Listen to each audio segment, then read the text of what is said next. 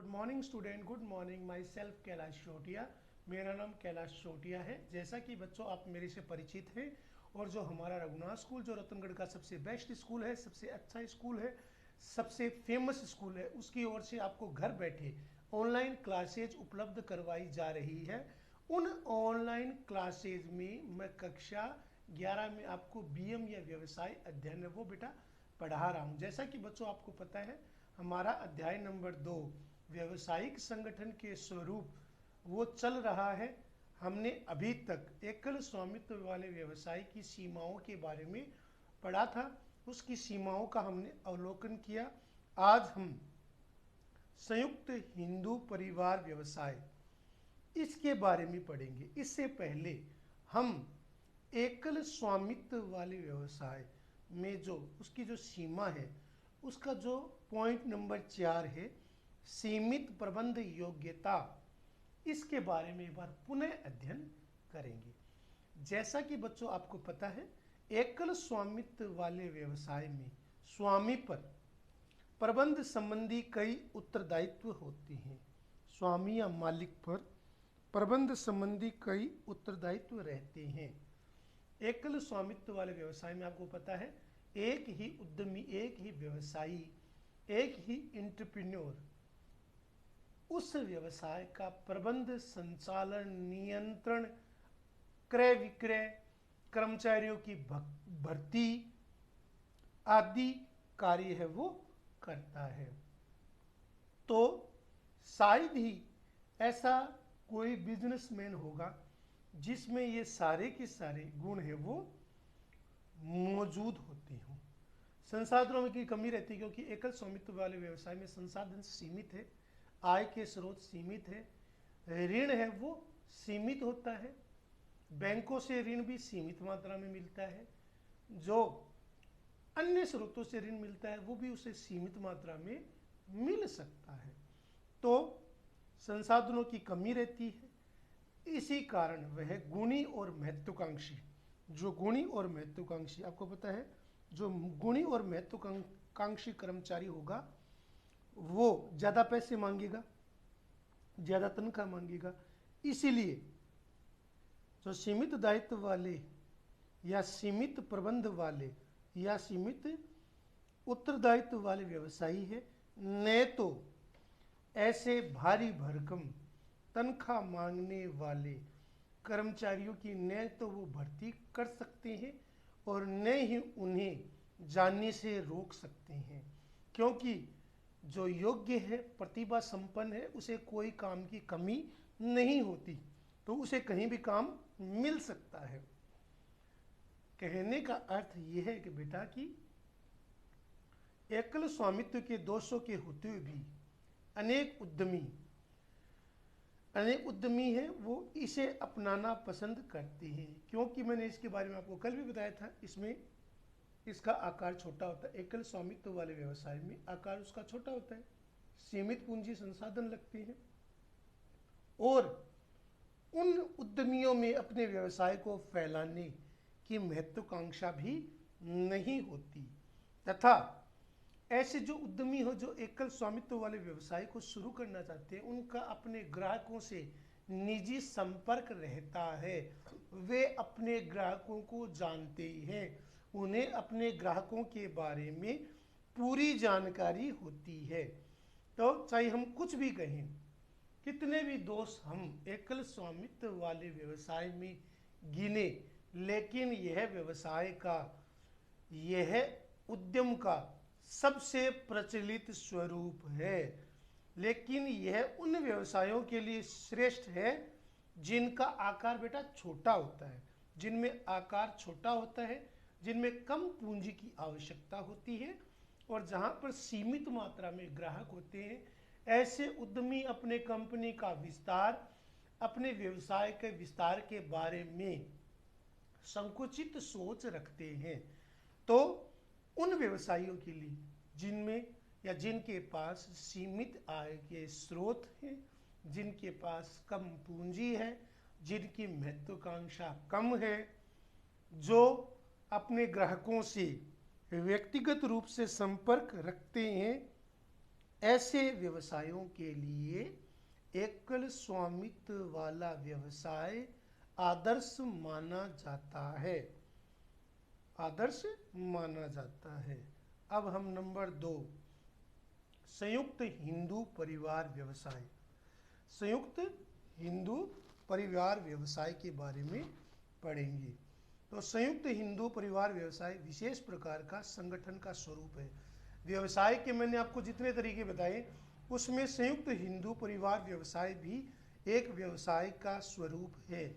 एकल स्वामित्व वाले व्यवसाय और संयुक्त हिंदू परिवार व्यवसाय जो केवल भारत में ही पाया जाता है, क्योंकि भारत में ही संयुक्त परिवार होते हैं। पीढ़ी दर पीढ़ी व्यवसाय है वो एक पीढ़ी से दूसरी पीढ़ी को हस्तांतरित होता है, क्योंकि संयुक्त परिवार की प्रथा है वो बेटा केवल भारत में ही है। भारत में ही संयुक्त परिवार की व्यवस्था पाई जाती है। तो संयुक्त हिंदू परिवार व्यवसाय विशेष प्रकार का संगठन का स्वरूप है जो केवल भारत में ही पाया जाता है। हमारे देश का यह सबसे पुराना स्वरूप है। हमारे देश का यह व्यवसाय का सबसे पुराना स्वरूप है। यानी भारत में सबसे प्राचीन जो व्यवसाय का स्वरूप है वो संयुक्त हिंदू परिवार व्यवसाय है, जो दुनिया के किसी अन्य देश में नहीं दिखाई देगा, क्योंकि संयुक्त परिवार वहाँ होते ही नहीं है। लेकिन भारत में आज भी संयुक्त परिवार हिंदू परिवार व्यवसाय की परंपरा है, जिसमें पीढ़ी दर पीढ़ी, एक पीढ़ी से दूसरी पीढ़ी तीसरी पीढ़ी तक, यानी बाप दादा और पोता, उनका उद्योग इकाई व्यवसाय है वो एक ही रहता है। एक ही व्यवसाय में वो तीनों यानी दादा बाप और पोता है वो लगे हुए या संलग्न रहते हैं, तो वह व्यवसाय संयुक्त हिंदू परिवार व्यवसाय है वो कहलाता है। इसका तात्पर्य क्या है बेटा? इसका तात्पर्य उस व्यवसाय से है जिसमें स्वामित्व और संचालन एक संयुक्त हिंदू परिवार के सदस्य करते हैं, यानी कि दादा बाप और बेटा। इसका प्रशासन हिंदू कानून के द्वारा होता है। इसका प्रशासन हिंदू कानून के द्वारा होता है। परिवार विशेष में जन्म लेने पर वह व्यक्ति व्यवसाय का सदस्य बन जाता है। परिवार विशेष में, एक विशेष परिवार में जन्म लेने के कारण वह व्यक्ति व्यवसाय का सदस्य है वो बन जाता है। ज़्यादातर बड़ियों में देखा जाता है बेटा, जिनमें 3-4 पीढ़ी के लोग हैं वो एक ही व्यवसाय में लगे रहते हैं एवं 3 पीढ़ियों तक व्यवसाय का सदस्य रह सकता है।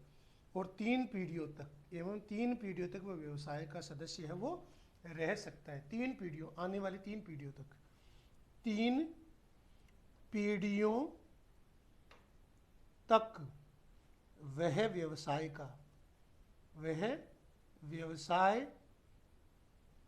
का सदस्य रह सकता है। 3 पीढ़ियां यानी कि दादा बाप और पोता। इस व्यवसाय में, संयुक्त हिंदू परिवार व्यवसाय में, परिवार का जो मुखिया होता है यानी दादा, वो नियंत्रक रहता है, यानी व्यवसाय पर उसका नियंत्रण रहता है। और परिवार का सबसे बड़ा सदस्य होता है वह कर्ता कहलाता है, यानी दादा है, सबसे बड़ा परिवार का सदस्य है, सबसे मुखिया है, सबसे उम्रदराज व्यक्ति है, जिसे अपने पीढ़ियों से व्यवसाय मिला है। सभी सदस्यों का पूर्वज की संपत्ति पर बराबर का स्वामित्व होता है। सभी जो सदस्य हैं का पूर्वज की संपत्ति पर, अपने पूर्वजों की संपत्ति पर बराबर का स्वामित्व होता है और उन्हें समासी कहा जाता है। यानी सभी जो परिवार के सदस्य हैं, सभी सदस्य हैं उनका, सब परिवार के सभी सदस्यों का अपने पूर्वज की संपत्ति पर बराबर का स्वामित्व होता है। परिवार के सभी सदस्यों का पूर्वज की संपत्ति पर अपने पूर्वज की संपत्ति पर, जो परदादा या उससे भी पुराना जो पीढ़ी चली आ रही है, पूर्वज की संपत्ति पर बराबर का स्वामित्व होता है। बराबर का स्वामित्व होता है। पूर्वज की संपत्ति पर परिवार के सभी सदस्यों का, पूर्वज की संपत्ति पर परिवार के सभी सदस्यों का अपने पूर्वज की संपत्ति में, जो उन्हें पीढ़ी दर पीढ़ी जो दुकान मकान या उनका जो फर्म है, उस फर्म पर उनका बराबर का स्वामित्व होता है। वह दुकान भी हो सकती है, बड़ी फर्म भी हो सकती है, और उन्हें सह समासी कहा जाता है। और उन्हें क्या कहा जाता है? सह समासी।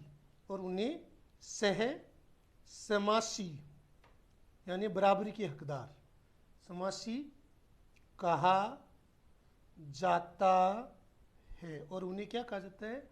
सह समासी कहा जाता है। लक्षण: निम्नलिखित बिंदु संयुक्त हिंदू परिवार व्यवसाय की आवश्यक विशेषताओं को उजागर करते हैं। निर्माण, जैसे मैंने आपको कहा है, निर्माण संयुक्त हिंदू परिवार व्यवसाय, उसका निर्माण क्या है, उसके निर्माण के क्या चरण है। तो संयुक्त हिंदू परिवार व्यवसाय के लिए परिवार में कम से कम 2 सदस्य एवं पैतृक संपत्ति जो उन्हें विरासत में मिली हो, उनका होना आवश्यक है।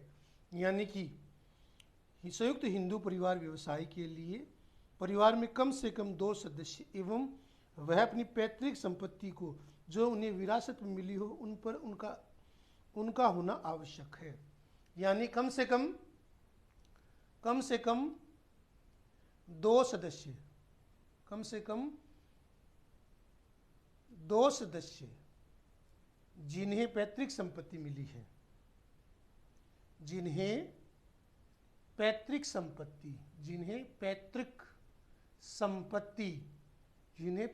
संपत्ति है वो विरासत में मिली हो, तो कम से कम परिवार में ऐसे 2 सदस्य होने ही चाहिए। यानी बाप और बेटा, उन्हें अपने दादा की दुकान या फर्म उन्हें पैतृक संपत्ति के रूप में विरासत में मिली हो, तो उसका निर्माण है वो संयुक्त हिंदू परिवार के रूप में, व्यवसाय के रूप में कर सकते हैं।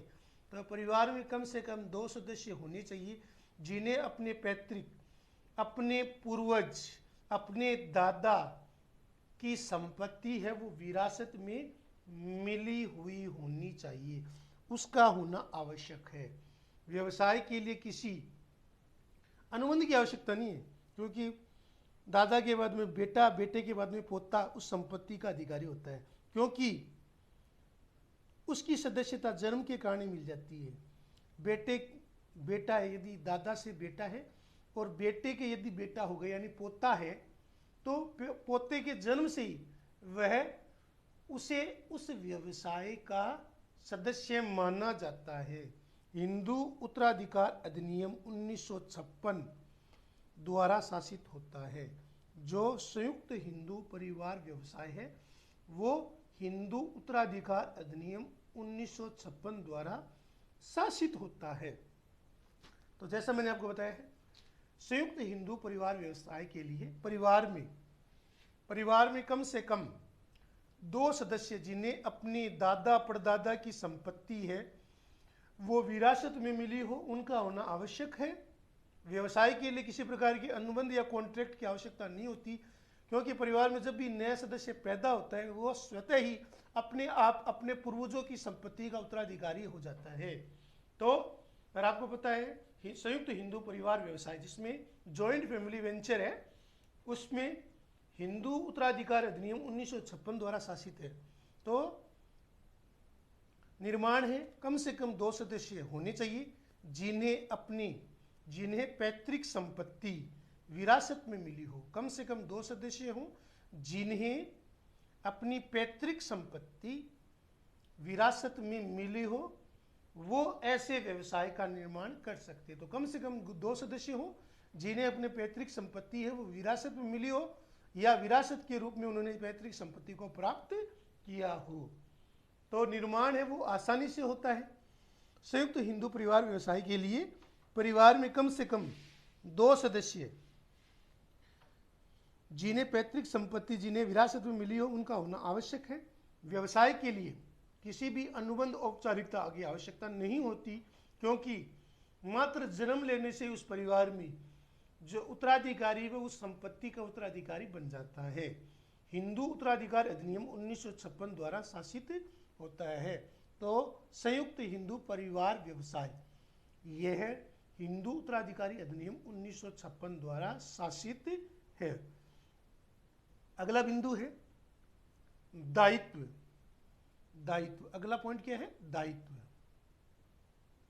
दायित्व किस प्रकार होते हैं? हिंदू संयुक्त परिवार व्यवसाय में दायित्व किस प्रकार होते हैं? कर्ता को छोड़कर जिसने व्यवसाय शुरू किया है, अन्य सभी सदस्यों का दायित्व व्यवसाय की सह समासी संपत्ति में उनके अंश तक सीमित रहता है। समझे नहीं समझे? नहीं समझे। कर्ता को छोड़कर यानी दादा या परदादा को छोड़कर जो परिवार में जो सभी सदस्य हैं, चाहे वो परदादा से दादा, दादा से पिता, पिता से बेटा, उनका दायित्व व्यवसाय में, क्योंकि वो व्यवसाय में बराबर के भागीदार हैं, तो सह समासी संपत्ति में उनके अंश तक सीमित होता है। उनका हिस्सा है वो उस हिस्से तक ही उनका दायित्व है वो सीमित होता है। तो कर्ता को छोड़कर यानी परदादा है मौजूद, तो कर्ता को छोड़कर यानी परदादा को छोड़कर दादा, बाप और बेटा, इन सभी सदस्यों का दायित्व है वो व्यवसाय में सह समासी संपत्ति में उनके अंश तक, उनके हिस्से तक सीमित होता है। कर्ता को छोड़कर यानी कर्ता यदि व्यवसाय में संयुक्त हिंदू परिवार व्यवसाय में यदि कर्ता है वो परदादा है, तो दादा, पिता और पुत्र, दादा, पिता और पुत्र, इन सभी सदस्यों का दायित्व व्यवसाय में क्या होता है? सह समासी संपत्ति में उनके अंश, अंश का अर्थ होता है हिस्से, उनके हिस्से तक ही सीमित होता है, उससे अधिक उनका दायित्व नहीं होता। संयुक्त हिंदू परिवार में लिंग समता एक वास्तविकता। हिंदू अधिनियम 2005 के अनुसार, हिंदू अधिनियम 2005 के अनुसार, हिंदू अधिनियम 2005 के अनुसार संयुक्त हिंदू परिवार में सह समासी की पुत्री, हिंदू परिवार के सह समासी की पुत्री जन्म लेते ही एक सह समासी बन जाती है।